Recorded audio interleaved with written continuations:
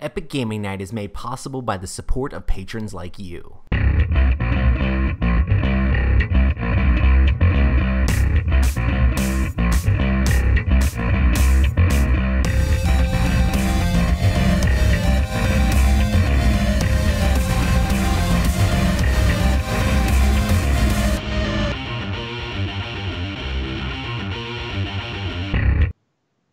Welcome to the Epic Gaming Night podcast, a podcast about the stories and relationships board games create. And with me as always, I'm Roy Canny, and with me as always is Rob. Hello, hello. I say the same thing every week. I don't know why I started tripping up. I was just stunned by Rob's handsomeness. I was just looking at the viewfinder here and took the thoughts right out of my head, man. That's exactly what it was. My handsomeness just sucked it out of you. See, all you guys out there that listen to just the audio podcast, you're missing out. I mean, you're just missing out. I mean, it's just facts. You're missing out on chat. You're missing out on the stunning visuals of the program we put together. Yes. It's a wonder to behold. Man, yeah. Kent Parker's talking about tacos in chat. He's already talking about tacos. Dude, I ate a whole bunch of chili, not quite tacos, but I'm like stuffed. I can't even think about food right now. Oh man, so how have you been? How is the chili in Florida? Heather was like, "Oh, we're gonna make chili tonight," and I'm like, "It is nice and hot out today." For some reason, chili's like that, like cold weather food. I feel like so it's like, chili in Florida, but it was good. Then we went for a walk. I'm like you. I need it to be cold for me to get in the mood for chili. Yeah, for sure. But it was still good stuff. But yeah, hype to everybody in chat. We got everybody jumping in here. All the awesome peeps. Hey, Adam. Hi, Adam. Special shout out to Adam since he did the sup with the question mark. Hi, Adam. Hey, big guy. How are you, sir? Miss your face. Nice. Well, today we're going to be talking about game difficulty in games and easy modes and all sorts of interesting, weird stuff. But we have several news things we want to talk about. Yes. One thing that I guess I want to announce, Mr. Vassal came up to me and said, Hey, Roy, do you want to go to Origins? And I said, yes. And then they're like, do you have to ask your wife? And I'm like, I probably should, but yes, I want to go. So, me and Z Garcia are going to be traveling to Origins this year. This will be my first year ever going to Origins. I'm going for work, whatever that means.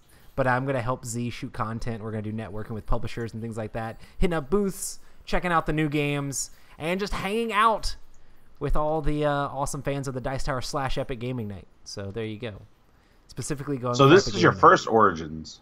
Yeah, I've never been, and there's a bunch of people that say like Origins their favorite con. I don't know how that's possible. It's almost like a mix. They said of like Gen Con and like your local cons. You know, where it's bigger than your local stuff, but it's got like the feel of Gen Con. Yeah, I'll have to see how it compares to like PAX Unplugged. I know a lot of people can like thought about like Origins and PAX Unplugged are similar because PAX is getting bigger and there's all sorts of different people. But I guess Origin's going to be more like PAX is interesting because there's a lot of people that go to PAX because they know Penny Arcade. So they're not necessarily like entrenched in board gaming or even entrenched in being a gamer. They're like video game. Well, I guess they do more video games or like cosplay, comics and things like that. Where Origins is going to be like hardcore gamers a little bit more, I would think. Hardcore gamers. So, isn't it Jamie from the Secret Cabal? Isn't that his favorite con to go to? Is Origins? Yeah, I think so. They do a lot of stuff there, or they have in the past, and they always talk about it a lot. So we'll see. I'm still gonna wait to see if I can find. I don't know if there's gonna be one that's better than just regular Dice Tower Prime because I don't know. It's just so chill and casual. And fun, but we'll see. We'll see how Origins goes. And if you're going there, make sure to hit me up and say hi. I'm excited for Dice Tower. We'll see what happens. So we added a couple other games I want to talk about. I don't know if you've seen these games, but have you seen Folded Space? I think it just No, I launched. clicked on the link that you had sent. Did it work? Hardcore gamers. I clicked on the link that you had sent, and looked weird. It definitely looks weird. It's by Maple Games, and it's I think this one's designed by one of our friends, Bobby.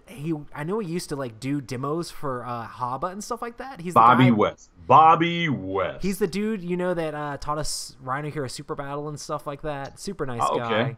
And then Alan Moon, which does like Ticket to Ride stuff. Bobby West. But yeah, so the game looks super cool because it's like got this weird like folding board thing, and you're trying to like have the most of a certain symbol, like you're trying to outcompete the other players and fold it the right way. But then after that, you're gonna pass that board, and the different boards have different symbols on them depending on the way they're folded. And you're trying to figure out which symbols you're going to be going for to be able to do different actions on the board. It looks super interesting and super cool, and just the fact that like the other day I said that I really wanted a Time Bandits thing. I know this has nothing to do with Time Bandits, but just the thought of folded space makes me think Time Bandits. But yeah, it's a cool little space game, and the little ship miniatures are made by Chad Hovert, our friend who's come on the podcast before, the sculptor. So I'm definitely excited. I'm definitely excited to see this. He does amazing work. I think it's going to be up on Kickstarter and everything like that. So, or I think it's currently on Kickstarter. So definitely check that out. I'm excited to see what the guys just played it at the Gathering of Friends. So I'm excited to see what they say about it when they get back. They'll tell me the truth when the cameras are off. And the truth will set you free. I've been asked to talk like this for the rest of the show. It's going to ruin your voice, man. You're not going to be able to show any houses. You can't ruin my voice. Oh, my goodness. I look at ruined voices, and I say to it, I don't know, but I say something. I remember when you tried to do a voice like that for T for like the first episode, then it just disappeared. Yes. This may be a quiet episode. Maybe that's why they asked me to do it. Because we're trying to get you to stop. Cool. Well, the other game I wanted to talk about for news is Unmatched. This is a new game. It's actually a remake of an older game, but this is a game coming out from Restoration Games. This is a remake of Star Wars Epic Duels. And they're going to be using the Star Wars Epic Duels system to have all these different like characters throughout folklore and history and stuff like that coming and clashing against each other in these different games. I thought it looked pretty cool, and they've got all sorts of different stuff fighting against each other. I played Star Wars Epic Duels with our friend Trevor, like back in the day. He actually got a copy of it because I know it's one of those rare, hard to get games, and he tends to have all the rare, hard to get Star Wars games. But yeah, it was a very simple like dice chucking, battling and duking it out game. But it was interesting because you had all these different characters you could mash up. Like Star Wars Epic Duels just had like every character under the sun in it. So from Star Wars, now they're going to bring it into this unmatched system, and you're just going to have all sorts of crazy characters just fighting against each other. I'm interested in seeing what Restoration does with it and how they change and modernize the game, because that's what Rob Davio and Restoration and Justin Jacobson are doing with these games. It doesn't matter if it's Star Wars or not. It's not who you are underneath. It's what you do that defines you. Since I have these links in the show notes, I'm just gonna like paste them into chat. So here's Folded Space, Board Game Geek, and here is the scheduling. Scheduling. There's that. Hype. Awesome. Cool. Well, there's another Kickstarter that Rob actually wanted to talk about. He shouted it out that we should talk about it. Do you want to throw this one up there, Rob? Yes, we can talk about this, but I'm not going to do it in that voice. Thank goodness it finally stopped. I figured out how to break him. Just asked him to actually talk about something. No, it'll come back. It will come back. No, I was excited for Terraforming Mars Turmoil. One, I am hoping that they get their act together and they add some stretch goals where you get some upgraded opponents. I know Matt is a big fan of Terraforming Mars.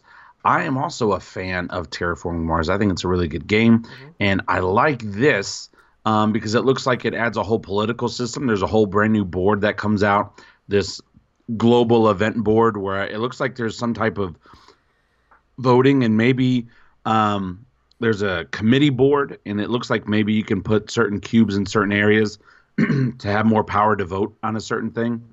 And so I'm excited for that. And they've got upgraded dual layer player boards, but that's the only thing I see that is upgraded so far.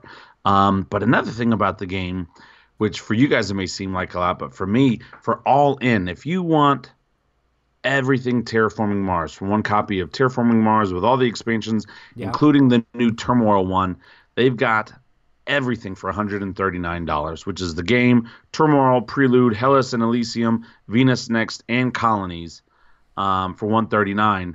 I don't know, but to me that seems like a really good deal, right? Because if I try to buy all of that individually, I feel like I would spend a lot more than $139. I mean, I remember seeing the base game of Terraforming Mars at conventions, discounted at $75. Yeah. And so I'm thinking like, okay, so this may be one of those things where I definitely have it saved and still got 15 days. I think it's a short Kickstarter. But I like how they're bringing in the, the whole global type of NATO community into it, which that's what would end up happening, right? Like that's why we as humans can't have nice things, because eventually we want to get everybody's opinion. And I'm not saying like life should be a dictatorship, but like somebody's going to get their feelings hurt because the Mars dirt's not being used this way or something. And like, anyway, so this looks cool. I like the idea of what it could be. Yeah, there's different delegates. It looks like it's coming out with this. If you like Terraforming Mars and then you want more reason to yell at people, this looks like the Kickstarter for you. And then if you just want the Turmoil pack, it's only $34. I think this is something that Matt will definitely back. If he doesn't, I may back like the whole thing. Well, I think Matt has a lot of the other stuff already. I think he's got just about everything. He really likes Terraforming Mars. Yeah, I think he's played it enough to like justify a little bit of getting the expansions and stuff too. So he does play it a lot. And this is this is the type of game that I would play with like Courtney and Kent, or I've played with Emerson and other people like that. That like, okay, people that I think are fun people, not Kent but Courtney, and even Mark Cale and other people like that, where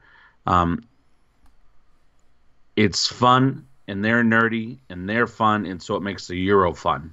Right. Like I wouldn't just play this game with just anybody. Like I don't want to make sure I'm enjoying the people. Did you say Mark Cale makes Euros fun? Well, because he's so bad at them. It's like I feel better about myself. However, though, he did win brass. Mark won brass. No, Mark actually is a really good guy. I really like Mark Cale, and he does a great job with Mega Moose Con, and he's a lot of fun. And he's just like a fun player. Like if you ever get a chance to sit down and play a game with him. He's a cool guy. Kent Parker, though, on the other hand, weird man. And what he did to his wife is unforgivable, by stealing all that stuff from her and then lying to her about it. That was terrible. So, guys, just send your positive thoughts and vibes toward Kent and Courtney, because Kent, he's in a rough spot. But Terraforming Mars Turmoil looks cool. Nice. What do you think about that price point, $139? There's a lot of expansions for that now, though, right? How many does it say on there? All the expansions? Yeah. Does it list them all? Yeah. So it has the game Terraforming Mars, then Turmoil, Prelude, Hellas and Elysium, Venus Next, and Colonies. So it's the base game and all 5 expansions for $139. That's crazy. I know some of those expansions are just like some extra cards and then like an extra board and stuff like that. But that's still really cool that like everything together. Everything together plus any unlocked milestones. Now they just need to upgrade all the components, add nicer bits, deluxify everything, and then everybody will throw all of their dollars at the Kickstarter. Come on, Steven. Anyway. You're welcome, Andrew. And Adam, I can't believe you said that. Can't believe Adam said that. I mean, I sort of can. It's true, though, right? No, it's not. He's upgraded from smashed rat meat. Oh, at least he's not smashed dragonborn meat. But Dun, dun, dun. man, yeah, I was talking to you earlier about Tsukiyuki or Tsukimoki. Full Moon Down. I just started calling it Full Moon Down. Full Moon Down. I don't know, man. And I know we're not talking about that tonight. Dude, those miniatures look great, though. I know, they look so good. Not as good as the Chad Joan did of those Arc. too. Chad's all over everything. So anyway, we'll see. Kent will probably have to do that at Ice Tower Con because I know Matt will definitely jump on that. That would be a lot of fun. Mm-hmm. But yeah, so that's Terraforming Mars Turmoil. Kent's saying you can play with all the stuff. I heard that ruined the game for Sam Healy, but that's fine. He's like, maybe add in a little bit of this and a little bit of that. Not everything all at once. Yeah, but you're like, hey, make it epic. I beat Sam pretty handily at Blood Rage, so like, I'm not too worried. I don't know if Sam can handle it. Okay, I'm gonna tell a story real quick. Hey, what we've been playing? We're going into what we've been playing. We played this game called Dungeon Delve. This wasn't even on my list of things to talk about. I forgot because I did this for work. For some reason, I don't normally talk about games I play for work because they are normally super lame. But we played this game called Dungeon Delve and it was fun. So Sam's in the studio and he's like, Roy, come in here and play this game. Z just beat me at it real quick and I want to see what else the game has to offer. And I'm like, okay. I mean, I was a little bit ahead in videos and I was waiting on Tom to review stuff. So I was like, finish the videos so I can edit the videos so I can get further ahead because I'm an overachiever. Hurry up. Tom actually does get mad at me for telling him to work too much, which is kind of funny, I think. But he doesn't get mad, but you know what I'm saying. But anyway, Sam's like, hey, come in here and play this game. So I go sit down, and it's this interesting game where you have this grid of cards, and it's called Dungeon Delve. And you have all these different grids, and you have hit points and a level track. And there's several different ways to win the game. You can either A, defeat each of 6 different elementals, B, get 4 hit points above your opponent, or C, knock your opponent down to 0 life. And basically everything you do in this game basically causes like damage to your life a little bit. So you can recruit different cards and get like weapons to help you fight off monsters, but there's all this stuff in a grid, and it's very much like, did you ever actually play Seven Wonders Duel? I did not. So that's the one where all these cards are stacked in like a pyramid, and you're kind of going from the bottom to the top drafting these cards. Well, this is very similar to that. You're drafting these cards from the bottom to the top. It's not shaped in a pyramid. It's just you can only get the cards above if you've gotten the cards below. And then there are some cards that are face down that'll flip over once the cards beside them are there. Or are actually like gone. So it makes it kind of interesting trying to figure out which cards your opponent are going to go for.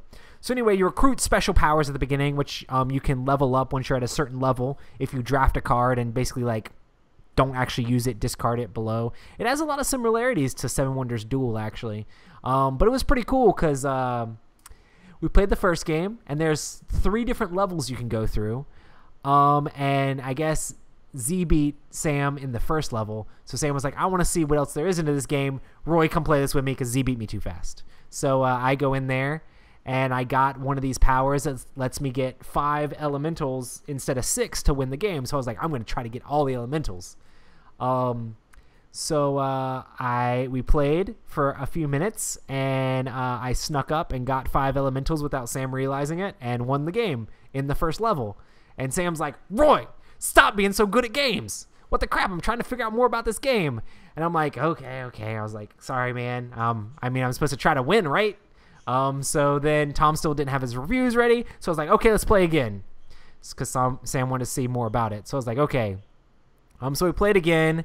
It's very interesting because you're recruiting different weapons to make you be able to fight the monsters better. Because whenever you do anything, they're going to like do a certain amount of damage to you. And you're trying to balance like not going down to 0 hit points and then also like getting all the things you need to win the game. But it's like this delicate balance of like not having your opponent knock you all the way down to 0, but everything you do is making you lose hit points. But you can discard cards and like pass your turn to like raise your hit points. So you can kind of like pass to raise your hit points back up. Well, the next time I raced and got four levels ahead of Sam before we got out of the first level as well, and actually won the game faster that time than I did the first time. And then Sam was just really mad at me. Anyway, that game's a lot of fun. Dungeon Duel. I have no clue what the second or third levels are like, because I mean, if you win in the first one, you don't need to know. But it was a lot of fun playing that game. And Sam put it back on the shelf and walked away. That's what happens. I don't know. I'm not saying like we're the best players, but you and I we're both pretty good at games. Well, I was trying. I sometimes like you play someone in a game and you're like, listen, okay, I'm sorry.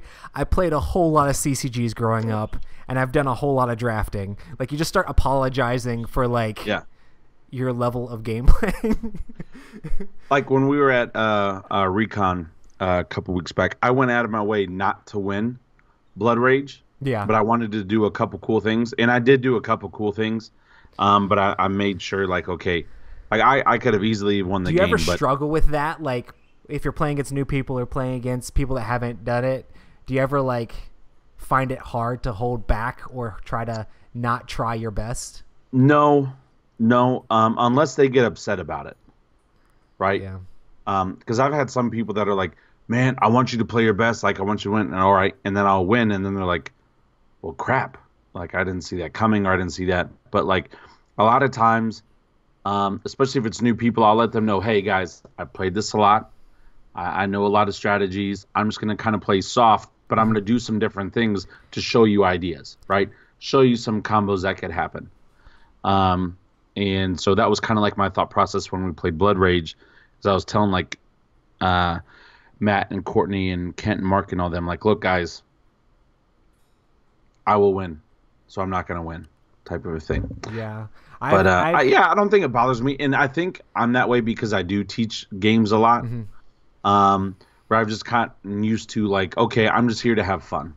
I don't know. Sometimes that's the reason, like, I like games with a lot of luck in them, because, like, if you're good at a game and there's a lot of strategy in it and it's very, like, deterministic and there's not much luck, then you can just, like, win. If you're just better at the game, you can just win.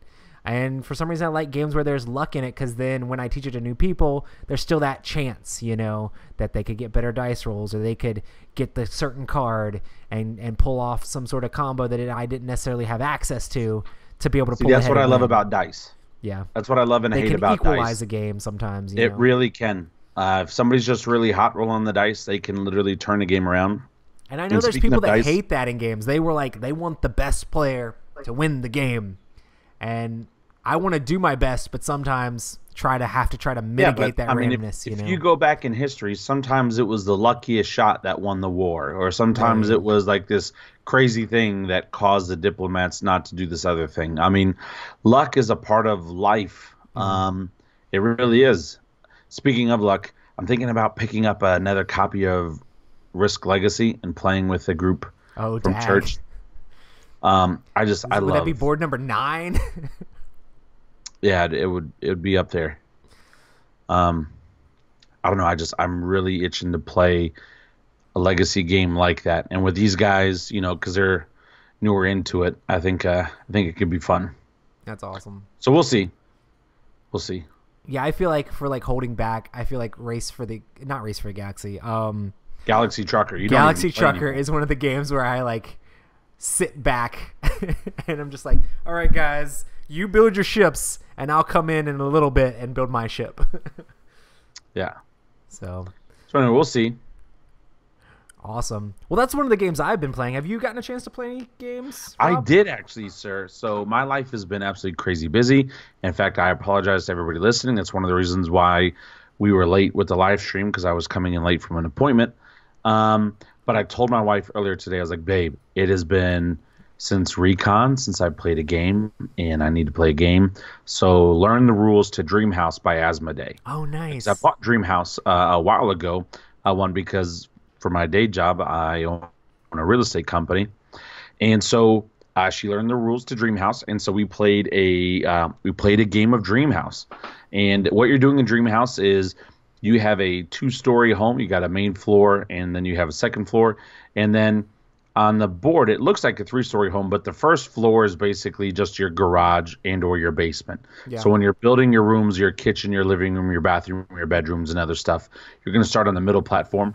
You can never build on the second floor if you've not built under this on the space underneath on the first floor. So the first floor has to have a room in it in that space before you can build directly above it on the second floor. And so you're trying to get combinations. Like, for example, if you have a really big living room, which is 2 or 3 cards, if you have 1 card there, you get 1 point. If you have 2 cards connected in the living room, you get 4 points. And then if you have 3 cards connected, you get 10 points. Right? So you're trying to make this like really big, awesome dream home. And I do have a treasure of a wife. My wife is absolutely amazing. She really is. I'm not just saying that. I love my wife to death. But we had a blast. We had a lot of fun, and I asked her afterwards because she had to leave with me. We had to go to an appointment because we do our business together. And I asked her like right after we left, I was like, "Hey, what do you think about the game?" She was like, "You know what? I definitely want to play that again. That was fun." Because then you can get these cards where you can, like in a bathroom, you can upgrade a part of the bathroom where you get like a sauna card, or you get like granite countertops in the kitchen, or you can get other stuff like that. And then also you have to get a roof because you want to be able to have the roof that all match the same color. You get bonuses if it's all the same color and other things like that. And so I really enjoyed Dream Home. The issue that I have with Dream Home is that it took me so long to play it. We played our game in under 20 minutes. And so I enjoyed it a lot. And it's one of those things that we'll definitely get to the table again. But that is Dream Home by Asmodee. Plays 2 to 4 players.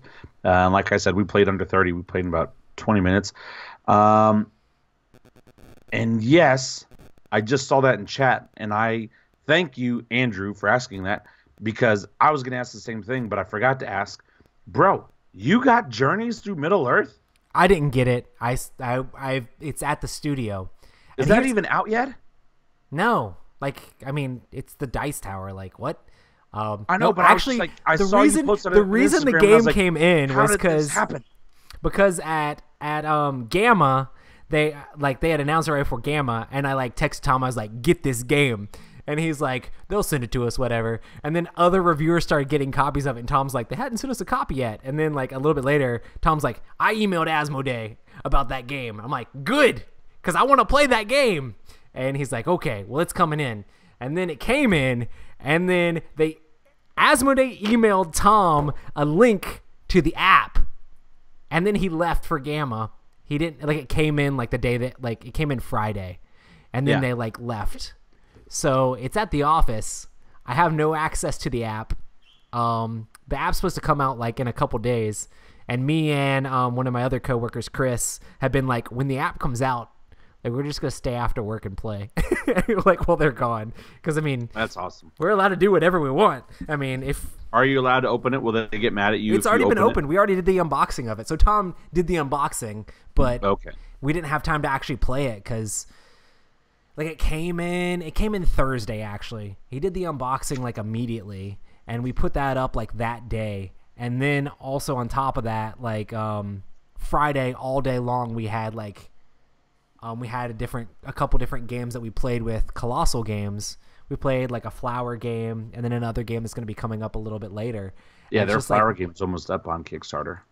Yeah. That was I think it was a pretty short Kickstarter, but that game actually looked pretty cool if that's area control and tile whatever's. Anyway, but yeah, we didn't have a chance to play, and I don't have access to the app. I went into Tom's office. I'm like, so How do you get into the app for this game? Because now on the App Store, he's like, "Oh yeah, they sent me an email." I'm like, "Oh cool, they sent you an email."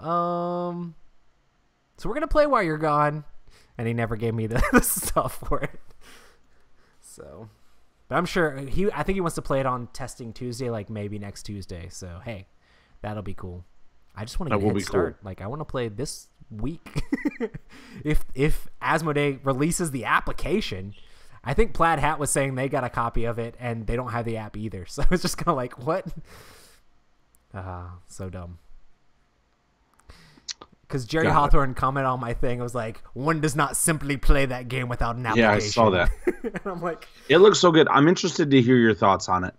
Well, it's supposed to be Mansions of Madness-ish. I've watched a lot of videos on it. I listened to the Rolling Dice and Taking Names guys. They had a full review on their podcast as well, North Carolina Hype.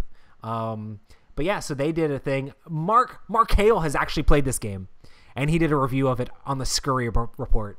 So Mark Hale is the one you need to ask about how this game is. But I thought it was pretty good, or I thought their review of it sounded pretty good. It looks really cool, but it's very campaign driven. So it's like Mansions of Madness, but a campaign. So Mansions of Madness is like one shot, one off. Yeah. This is more involved with you building your deck, and it's diceless. You're like flipping cards out of your deck to get successes, and it looks really cool. But I'll have to let you guys know. Hopefully next week I'll be able to tell you how it is. I do think, though, they could easily turn Mansions of Madness into a campaign by simply adding a new mode to the app. Right? Connect some of those stories. That would be create cool. a thing. Like if they made another big box and it was like, this is the big box that adds a campaign or whatever. I wouldn't mind that at this point, you know. Board Game Renegade, what is up, man? I haven't heard from you in a while. Where you been? Where have you been? You probably been doing stuff. I've just been so busy with work. But good to see you, sir. Good to see everybody in chat. He's up in New York, so he probably just thawed out of hibernation. That's probably what it was. Man, I think they're about to get hit with another bomb, another winter blast. But anyway, good to see everybody in chat. If you're listening on the podcast and you're ever free on a Tuesday night, 9 p.m. Eastern, join us in chat. We love talking to chat. Our chat, I would say, rivals a lot of chats. It's very active. A lot of people talking to each other and going off on stuff. And so we have a good time. And if you can't tell by listening to the podcast, we interact with chat a lot. We do interact with chat a lot. And if you ask good questions, we'll definitely ask good. We'll answer them and stuff like that. So those that are listening on the podcast, I sort of apologize for that because there's times where I'll answer chat and you'll have no idea what I'm talking about. So I got another game to talk about. We're going to take it to the next level here. Do it, bro. I played Rhino Hero with my kids. Yeah, but regular Rhino Hero. No, we played cooperative Rhino Hero, but this is where we're about to get to the next level because I have a variant of Rhino Hero where I play cooperatively, where I take all of the cards, which just the Rhino cards, and we stack them. And I just use those, and they have to move the Rhino. Well, we got to the point where we used all of them and stacked it all the way up to the top. So that means they're ready for regular Rhino Hero. Okay. So they had a lot of fun with that, and we won together. It actually was like pretty tall, and I was surprised that we actually got it to that point. But now I just got to go through the thing of like teaching them all the symbols and what they mean. Yeah. And see how that works out. But if you have small kids that are too small to actually play the regular game, try Rhino Hero where you're just like having them move the Rhino each time. It's kind of fun. Man, yeah. I need to play Rhino Hero. It's been. How about this? I unfortunately have not played Rhino Hero or Rhino Hero Super Battle in 2019 yet. That's unacceptable. That's a misstep on your part. Oh man, it's just so good, and it's such a great party game. Yeah, for sure. I should have just taught my kids a symbol in Rhino Hero because then I pulled out Thanos Rising, and I literally taught my kids how to play Thanos Rising, which is kind of crazy because my son is in kindergarten. I mean, I had to tell them what the special abilities did, and I had to tell them how to do that stuff, but they understood, hey, I need to roll the dice and get these symbols to either A, recruit this hero, or B, like attack this bad guy. I lowered the number of bad guys we needed to kill, so it made the game easier, but my daughter like recruited almost all the Guardians of the Galaxy just by rolling the correct symbols, and we had a blast playing, and they really enjoy all the different Marvel characters, so they had a lot of fun with it, and it was kind of interesting. And I just had to remind them of what the special abilities did and how they unlock different things for them. Next Thursday. I will be watching that movie. Oh yeah. Next Thursday, in fact, I will be watching it twice that night. That's crazy. In fact, it's so long the second time I'll be watching it I'm excited.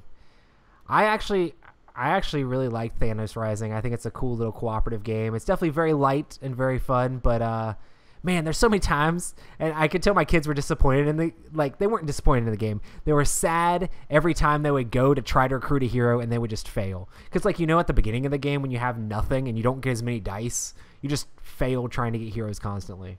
So I had to talk them into recruiting the wimpier heroes so that way we could build themselves up. Yeah. But no, I think Thanos Rising is one of those fun co-op games. I would play it again with the right crowd, but I think for me, and it's very different, but I think for me it replaces Forbidden Island or Forbidden Desert and stuff like that, where it's like that all co-op press your luck thing. And if you're a fan of the MCU, it definitely has all those characters in it, which is pretty cool. I think we may be having a guest join us. Oh, snap.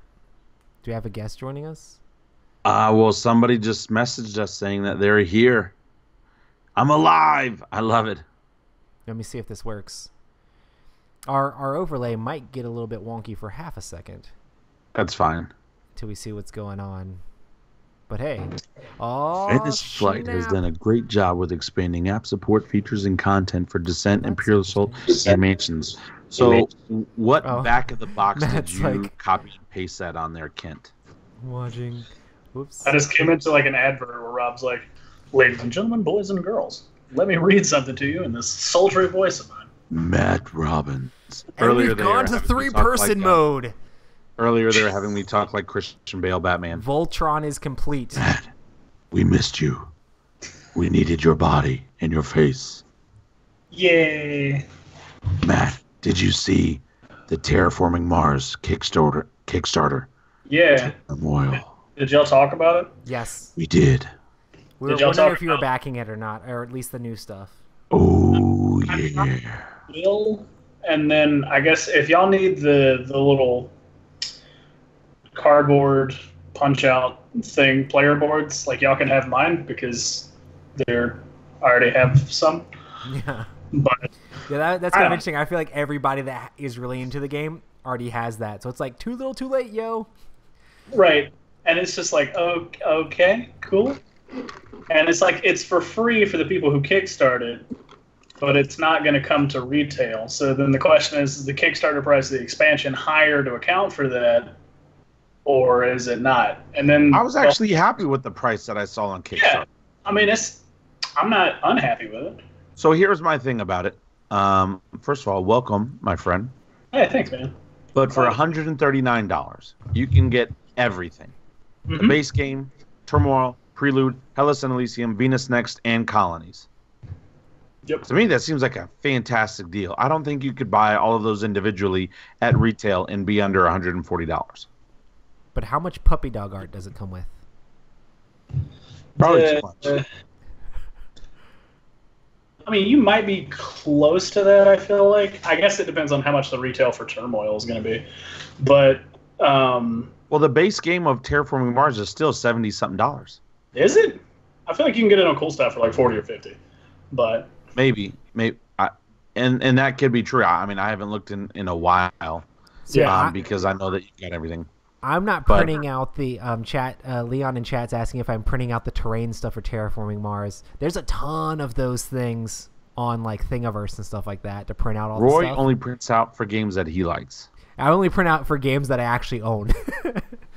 Yeah. So, it's if I own Terraforming Mars and played it a bunch, I would print out things for. But What do you think about the committee board, Matt?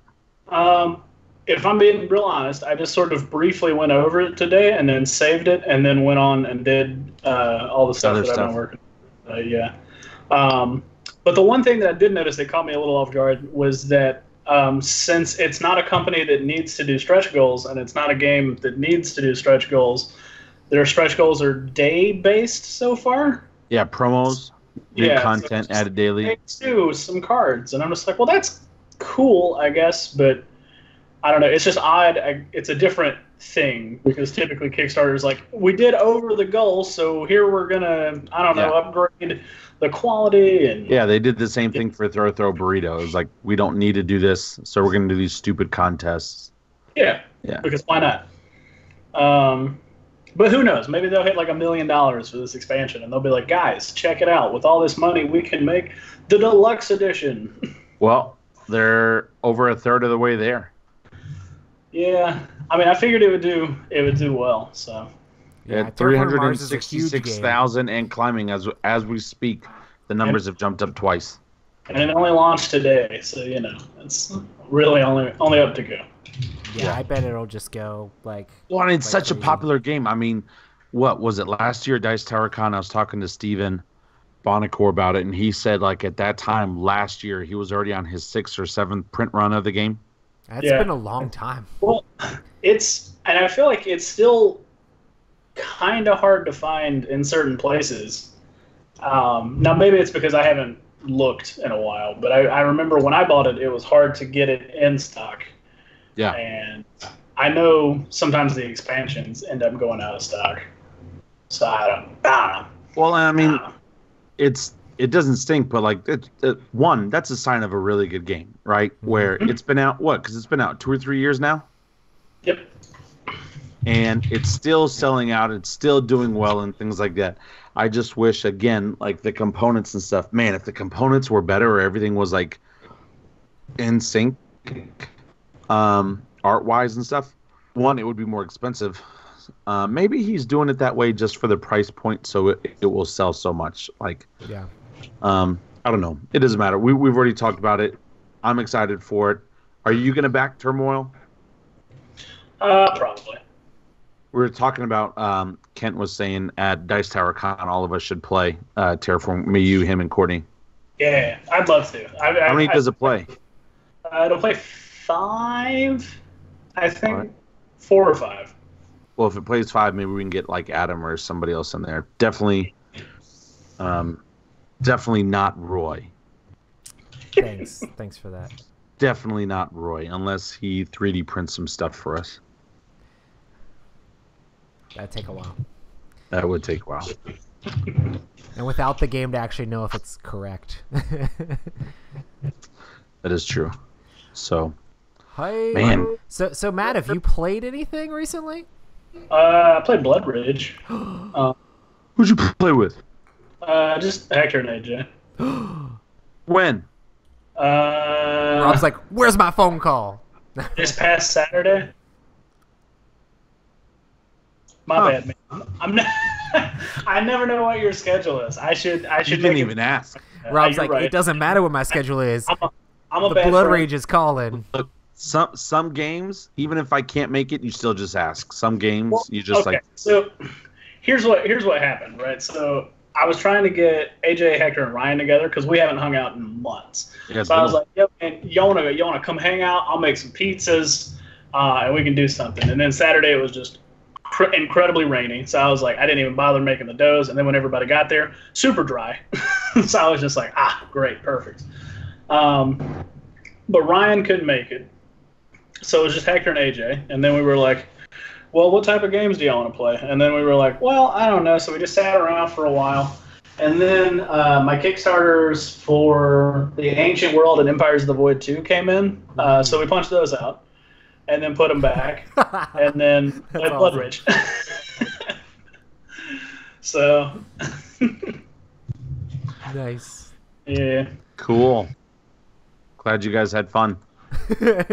I mean, it was Cry. interesting because it was like the whole first round. I took a lot of. I didn't get to do my strategy. Rob, he didn't invite me either. I don't feel so bad about that one. I'll make it more of a point to remember to invite you to things. But I know we just live sort of, 40-ish minutes apart, and I know your schedule's hectic, so I don't want to, like... It's Blood Rage. that's Rob's fine. like, I'm okay telling you no, but what I'm not okay with is not having the opportunity to tell you no. That's That's exactly it. That's exactly it. Um, Here's the sad thing is I feel like I'm going to get my copy of Lord of Hellison before you're going to invite me to your house again. That's how long. I'll get Lords of Hellison before. That's awesome. we'll do something soon. Well, one The, thing that I No, did we'll- want to we'll do shout out something. is me and Rob were actually talking about this before. I think that I know we talked about it on the show a little bit, but trying to get together a game of Werewolf Legacy at Dice Tower Con. Oh, are you saying this officially? I mean, I don't know that's going to be an official event yet, but it seems like it's very official. But we'll let you guys know and keep you in the loop. Make sure to make sure to hang out around with us. There's an opportunity that it'll be an official event of playing Werewolf Legacy. Yes. I'm trying to steal Tom's copy. Regardless, we'll get a copy awesome anyway. So if we'll have the official event, not that I'm like. It doesn't need to be official for it to happen. I think it'd be cool for exposure.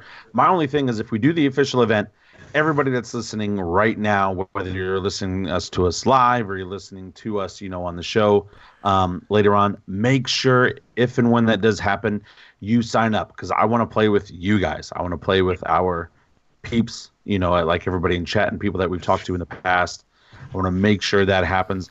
And Roy and I were talking about it earlier. Since he's already ran the game before, it's not a lot for him to learn, and so that definitely helps scale off some time. Nothing to learn. The game teaches itself for the most part. So. Yeah, I know, but still though, like you've already done it, so we can just jump right into it. But I'm super, super, super excited for that opportunity. I think it would be absolutely amazing to do that personally. Yeah. Basically, I mentioned it to Tom or whatever, and he was like, we could do like an official event of it. Like, how long would it take you to play? And I'm like, a while. So most of one day, probably 6 to 8 hours. But we would play it so much faster with a dedicated group of people. You can't really judge the way we did it before. And I feel like we need to play at night. I don't feel like it needs to be during the day. I feel like we need to start during the day because if we started at let's say 8 when the sun's starting to go down. We'll be there till 2. What if we started around 6 and we played till midnight 1? That'd be fun. Midnight or 1. Yeah, that'd be fun. All right, we could start at 6. We could have everybody like, hey, bring in some money. We'll pitch in for pizza. And, you just ate the bacon pizza. You're the werewolf. We kill that person. Like, we could literally be that cheesy. Like, who just ate the pepperoni?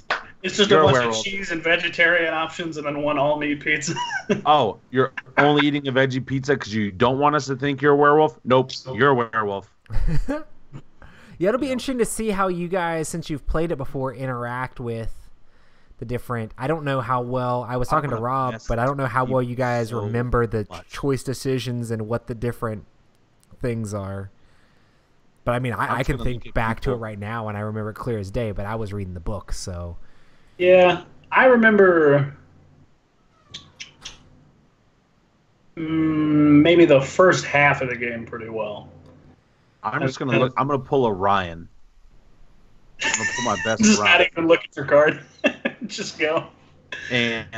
I'll look at my card, and I'm going to do like I did to you, and within 5 minutes tell you I am, and then I am not the werewolf.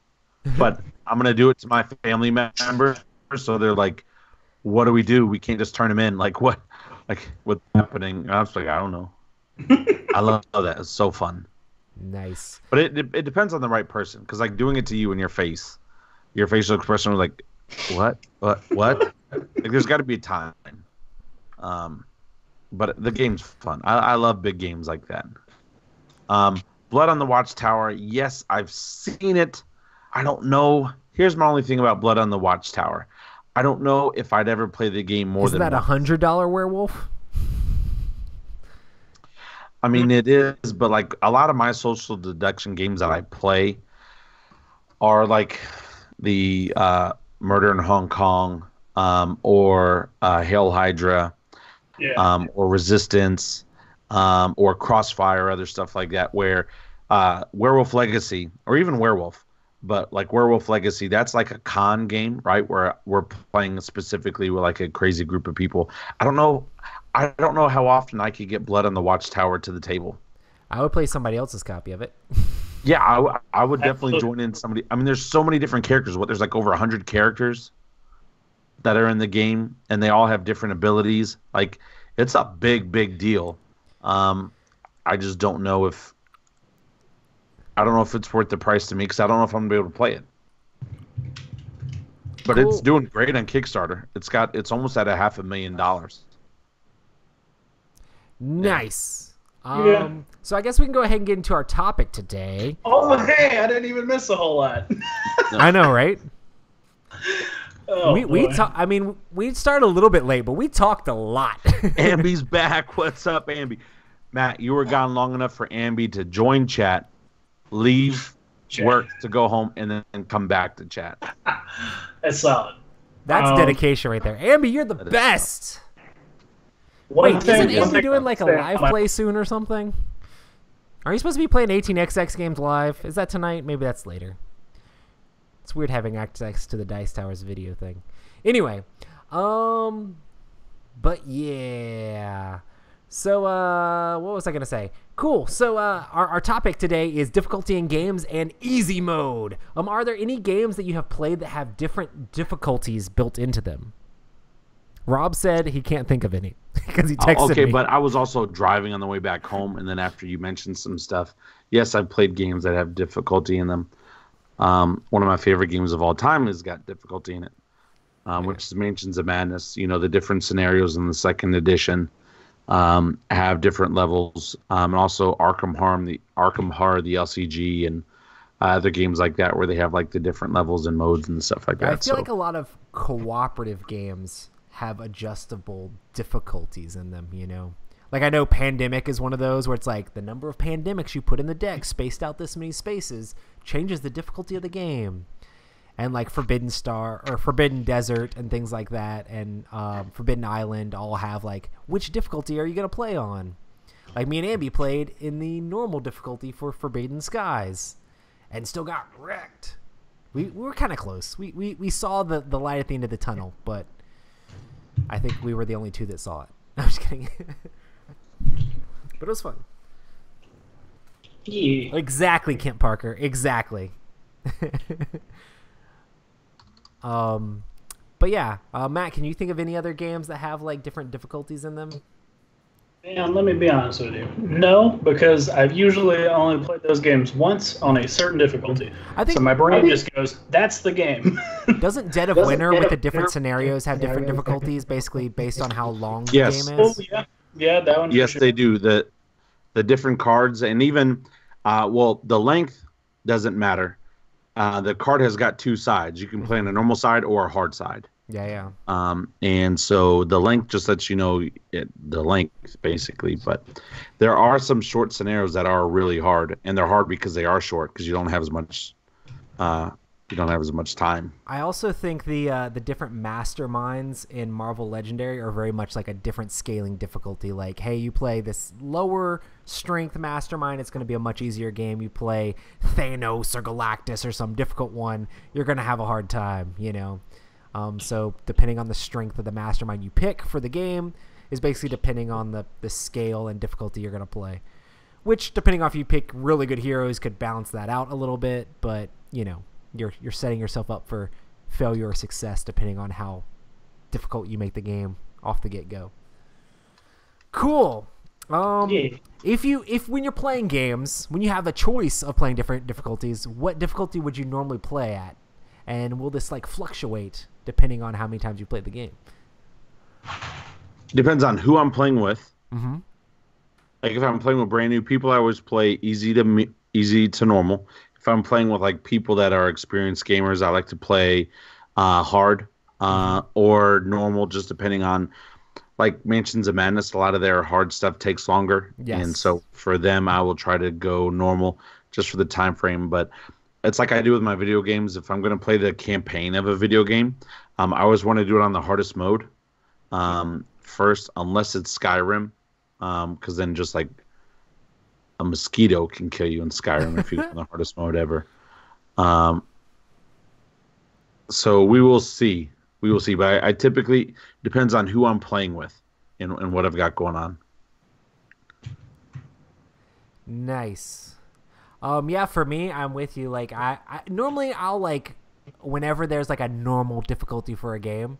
Like if there's like an easy, normal, and hard, like I'll normally start on whatever the normal difficulty is. If I get crushed, like if it's a cooperative game or like whatever kind of game, and I get crushed by the normal difficulty, then I'm like, well, maybe I should try and actually see how the mechanics of the game work and go down to easy and then work my way up. But normally if like it's still a challenge and it's really and it still feels like it's beatable on normal, like I'll normally play on that. But I have no shame going to easy mode, especially when playing with like newer players or players that aren't as, I guess, able to see how to solve the different puzzles or different ways that a game works, you know. Like I felt like when me and Ambi played Forbidden Stars, like maybe we should have played on the easy mode first to learn the game. Yeah. Seeing that we're all new at the game. But, you know. Man, Leon, I want to play Ghost Stories. I want to play Ghost Stories really bad. I know Matt has said that he also wants to play Ghost Stories, or at least in the past he has. But then our co-host and leader, Roy Kennedy, is like, no, I've never won it. I'm done playing it.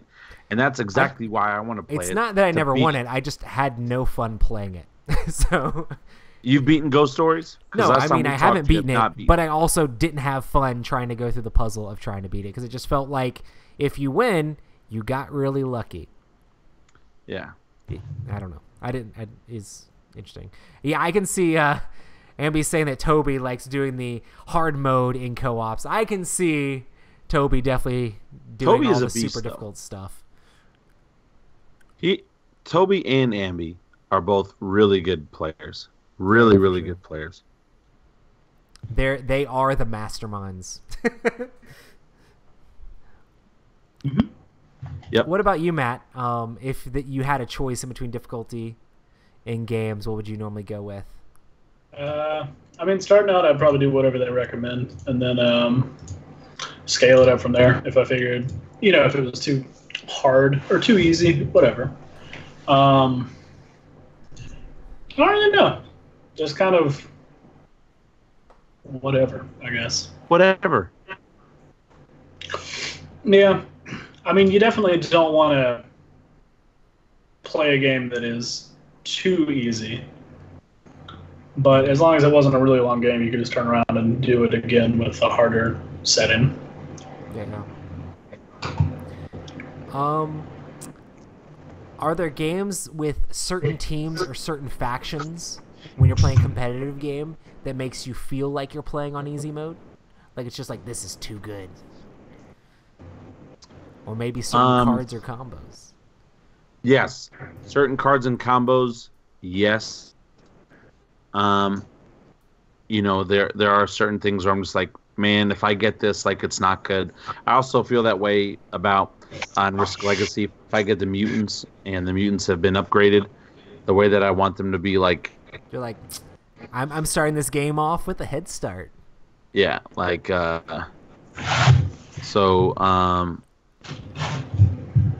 Kim Parker said it a while back. Whenever I actually am a Cylon in Battlestar Galactica, the game in Battlestar Galactica, just the game itself, just tears the humans down, and it's really hard to win.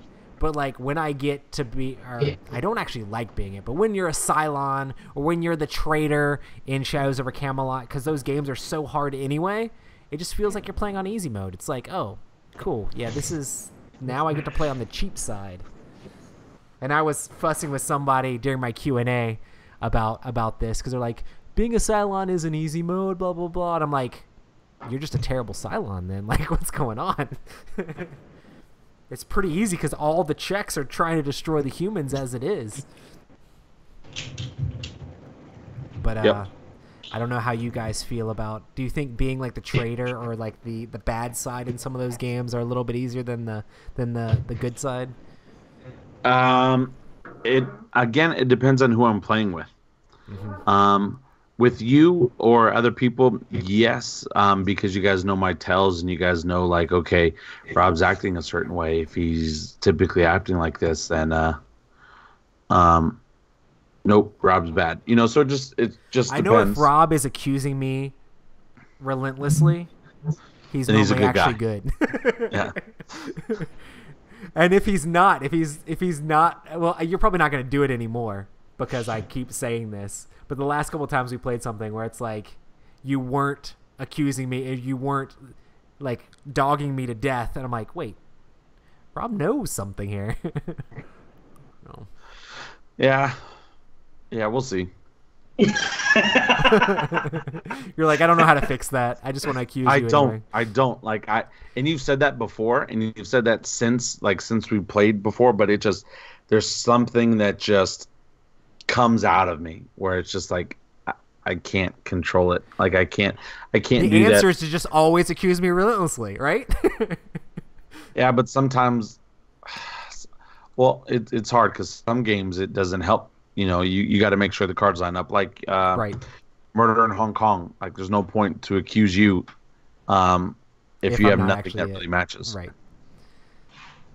So yeah, dude, we played that Game of Thrones game, and I had everybody figured out so much. It was ridiculous, just because the way they acted, like how interested they actually were in the game. Like I could tell the bad guys kind of like laid back and were just like, oh, whatever happens, happens. And I'm just like, you don't care enough. You're bad. Yep. So, but yeah, good times. What about you, Matt? Do you think there's any specific like factions or things in specific games that make it a little bit easier on that side? The only one that I can think of is the Cylons in Battlestar Galactica, because I feel like most of the modern games have started designing themselves in such a way that isn't a problem anymore. It's more balanced. Yeah, like even if you look at Dead of Winter, which is like similar to BSG, you have this. Oh yeah, it's real hard because you gotta do your objectives. Yeah, you have your own stuff that you're working on, so it's like you have the overarching goal, but you still don't win if you don't do X, Y, or Z. It's like how many times do the betrayers actually win because they gotta pull off their goal, Yeah, Dead of Winter is just really hard. I feel like for pretty much everybody. Yep. That game is just a slog, but it's good. Yeah. I love this game, and I know that it's not easier, but every time you play the Shadows in War of the Ring, it's like there's so much less of a burden on you than if you're playing the Free People. Like the Free People start under the gun, which is the way the books are, but like being the Shadows, you have massive armies and you have all these people and you just have all this stuff to like destroy the Free People. And all of your guys are ready to fight. And then as the Free People, you're just like, I'm just like a little hobbit and these couple people trying to walk across the middle of nowhere and none of my people want to help me fight. And we're just trying to barely hang on for dear life. And that's what that makes that game so tense. But it feel like there's a lot less weight on you when you're playing the Shadow. It gets to the point where there's a lot of weight on you when Frodo's in Mordor and you're like, I have to kill them now. But that game's so good when it comes down to that point. But at the beginning, you're just like, I have armies, and you don't. What's up? Yep. But yeah, it's definitely not easy mode, but it feels like it at the beginning. Cool. I don't know. I feel like in Blood Rage, when I get the actual like Loki's trickery or whatever it is, where you can actually steal rage from people, I know it's not broken. I know there's cards that take care of that card, and people like can steal the combos from you. But just having that card and being able to like lose battles on purpose is just good. Yeah. I mean, it's not the best strategy ever, and I've beaten people that have had it, and I haven't lost having it, but I've seen people lose who've had it. But that card's just good. It is. Speaking of Blood Rage, the game that we played, I won without playing a quest at all. That's awesome. Because I just destroyed everything on the board until basically the exact last round. And then the last round, I had one of those clan upgrades where each character you release from Valhalla just adds up points. And I had all of my plastic except for 2 pieces in Valhalla. And I was just like, this is good. Oh, was that a Loki type thing? Oh, where you try to kill your own people? Yeah, man. It's just like a clan upgrade. For each person you release, you get 4 points for them or something like that. Mm-hmm. And I was just, this is solid.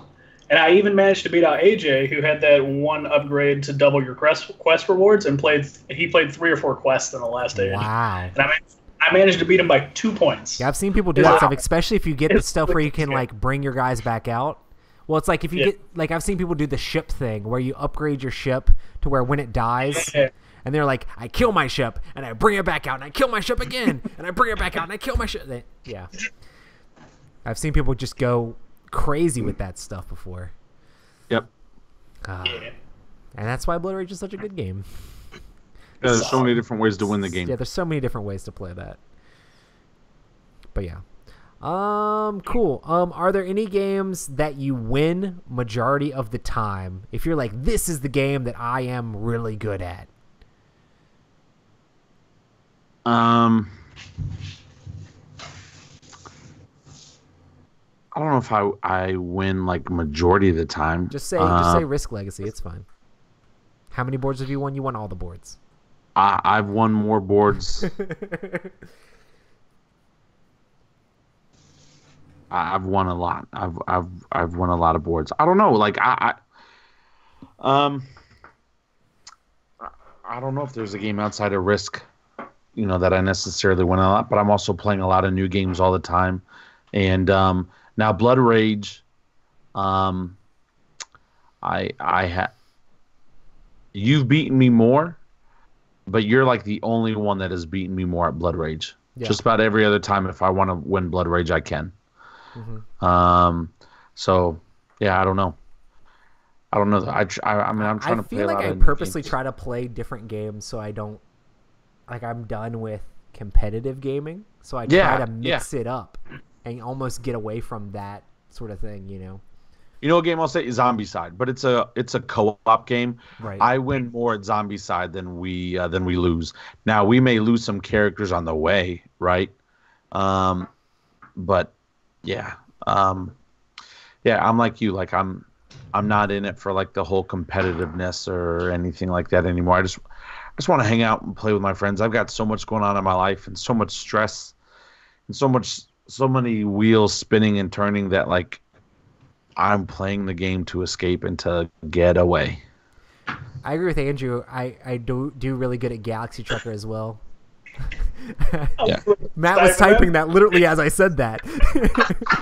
I was like, man, that sounds real familiar. I'm pretty sure Roy said that exact sentence before. Yeah.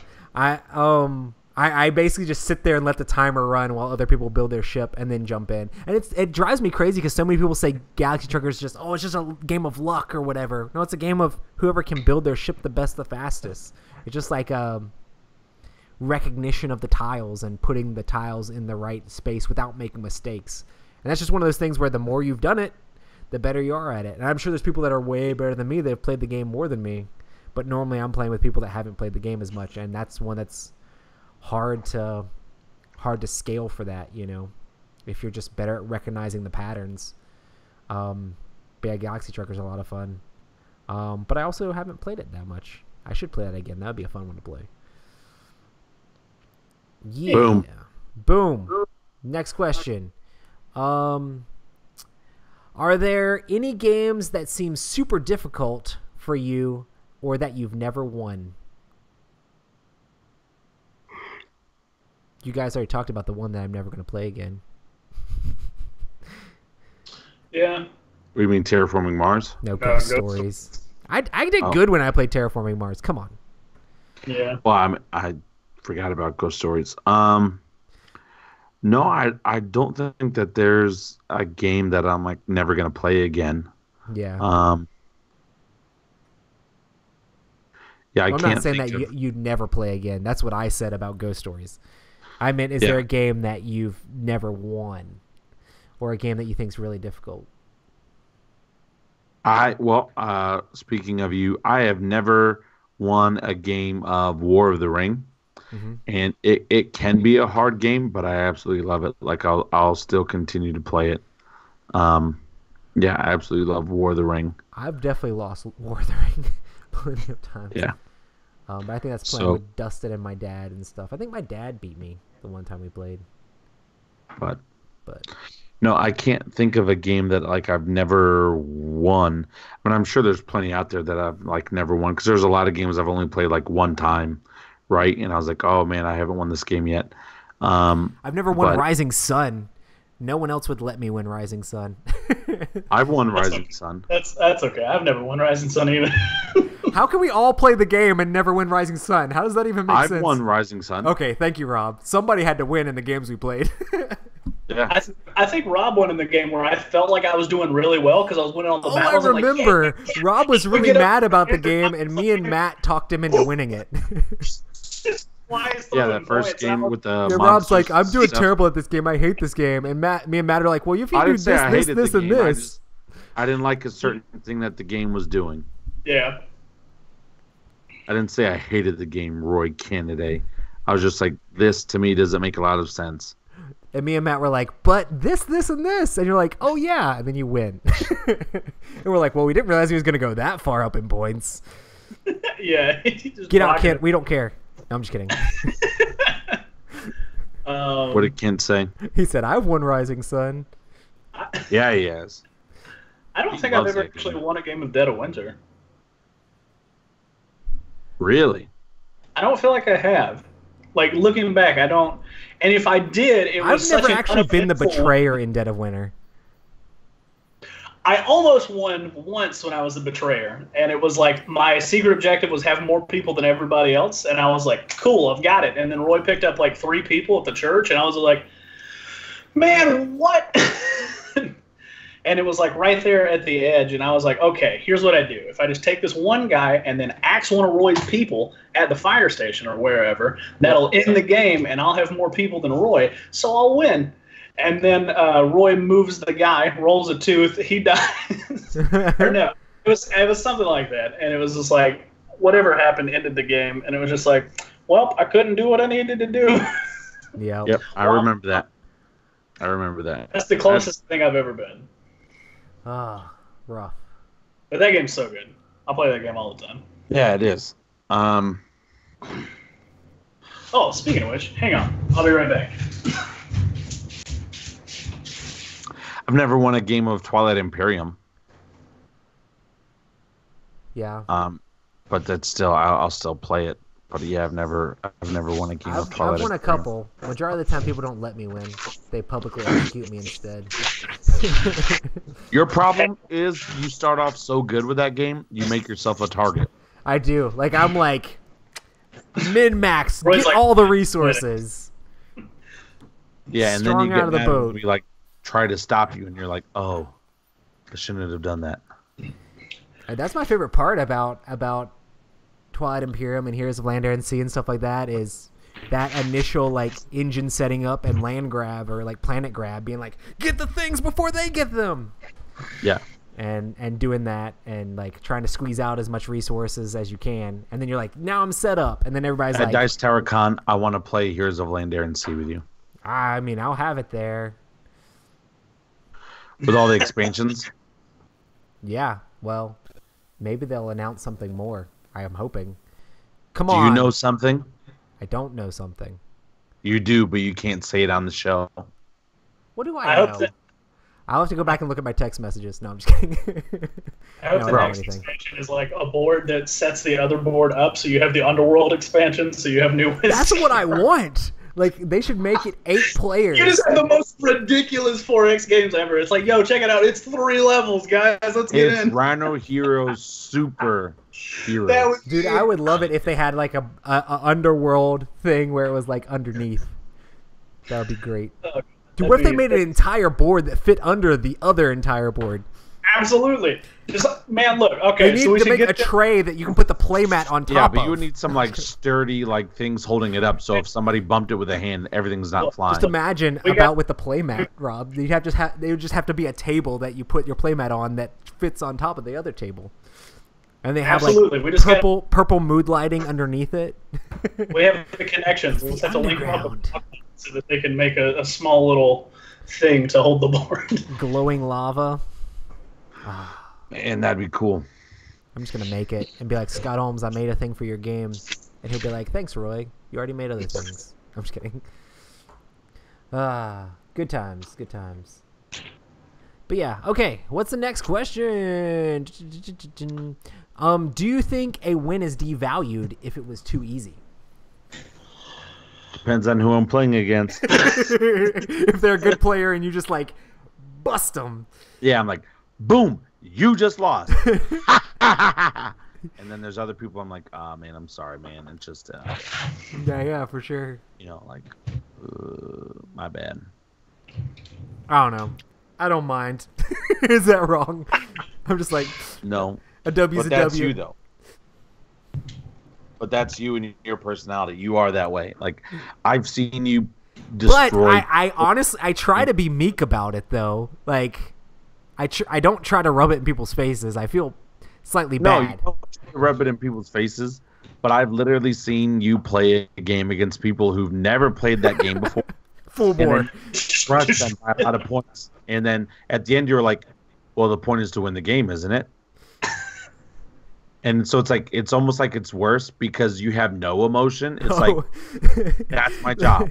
My job is to Leon's win. calling out our Testing Tuesdays. Dude, Testing Tuesdays with Tom have been pretty interesting sometimes because he'll play 2-player games with me.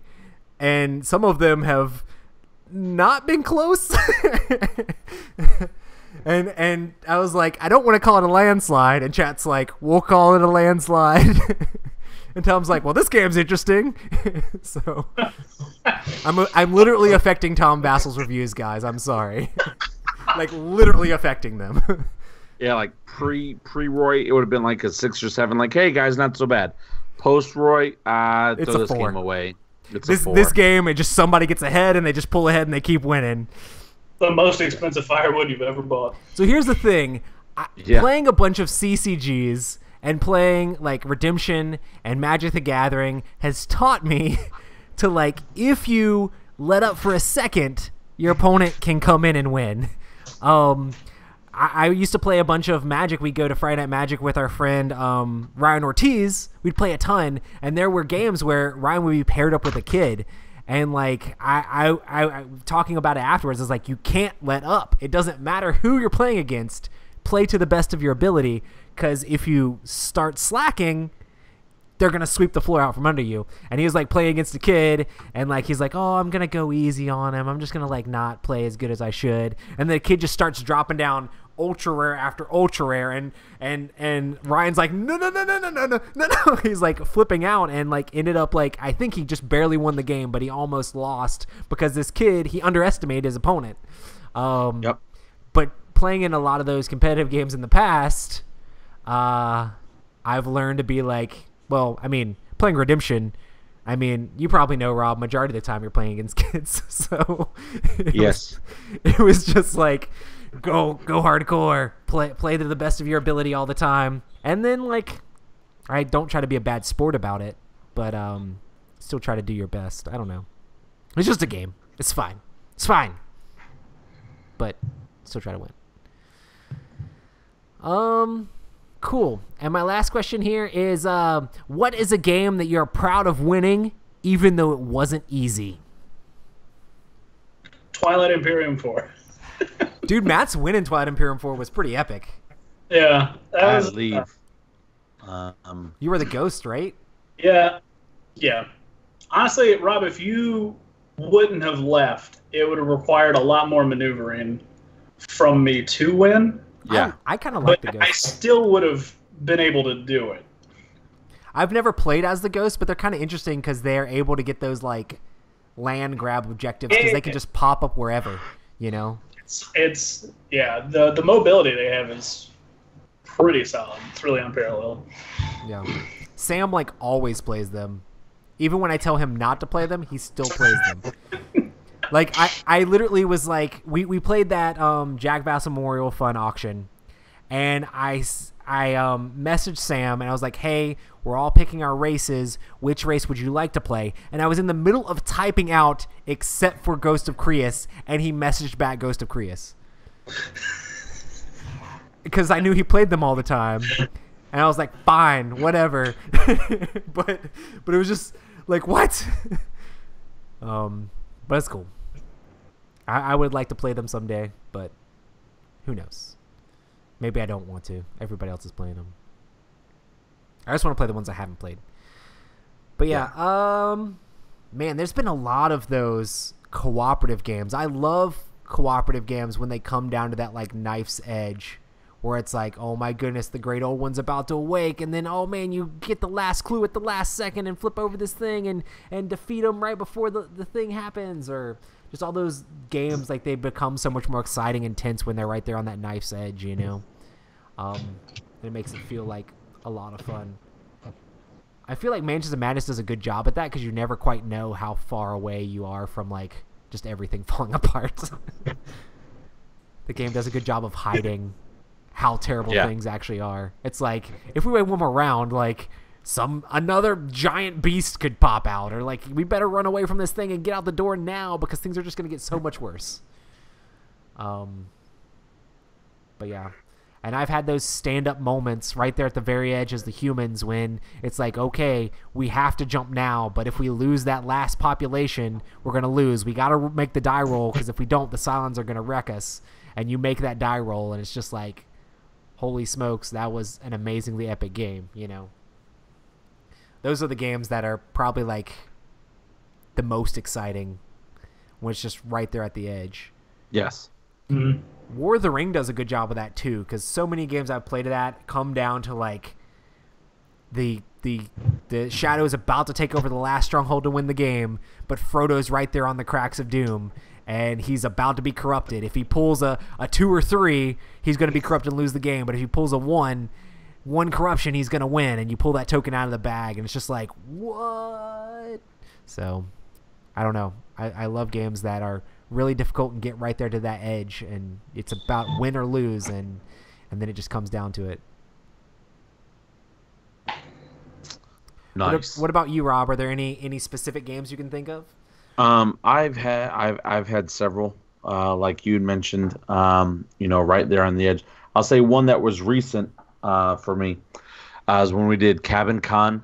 Is your buddy Drew? His name is Drew. Oh my goodness, Dustin. Dustin. Bro, I'm terrible with names. Dustin. When Dustin, myself, and Adam were playing Tiny Epic Zombies. In fact, Matt, I think, was just pulled up when we were finishing, and we literally needed. Adam's also saying Dustin in chat. Sorry.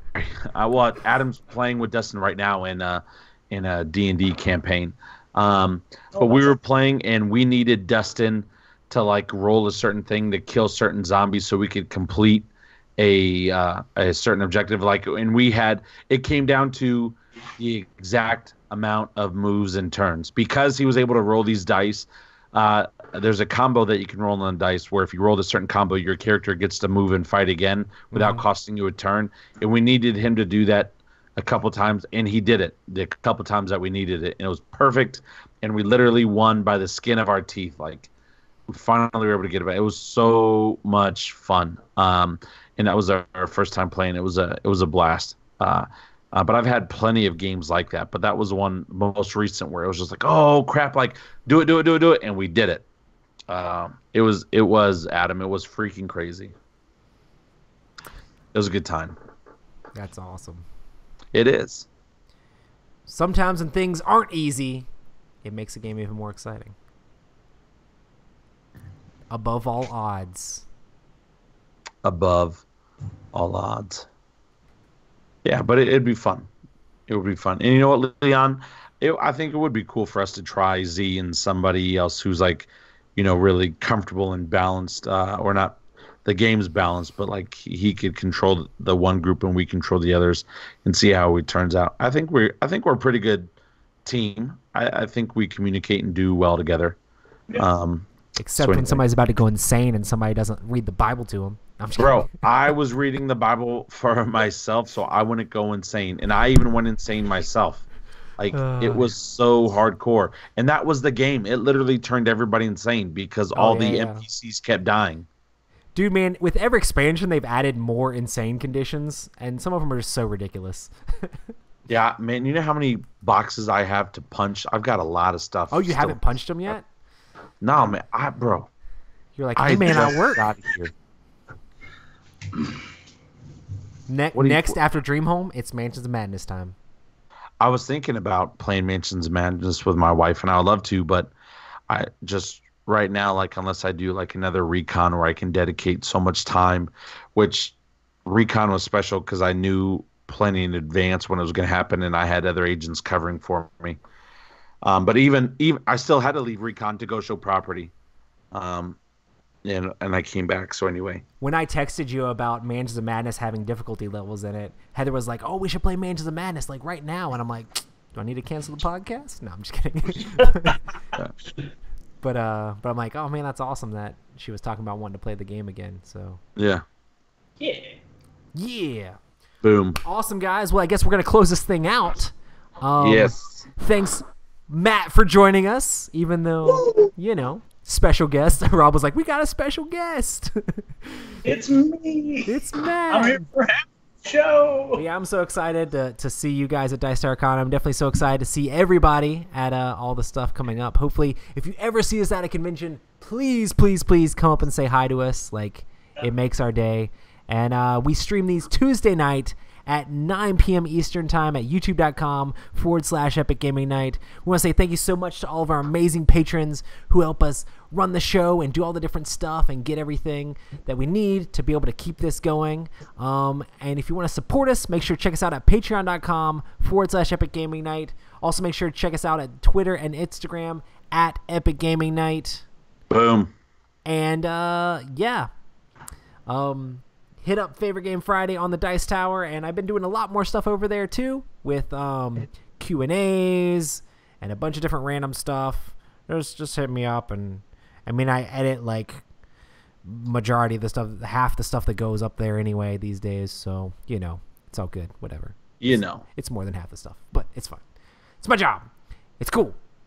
But yeah, and Matt and Rob are the best. We are the best, and we want to play with you. So come on down. Let's play. We're going to have a good old time. And Werewolf Legacy hype. Matt, are you 100% going to Dice Tower Con this year? As long as we have a room, yes. All right. Well, here's the thing. Well, let's end the show, and then we'll talk.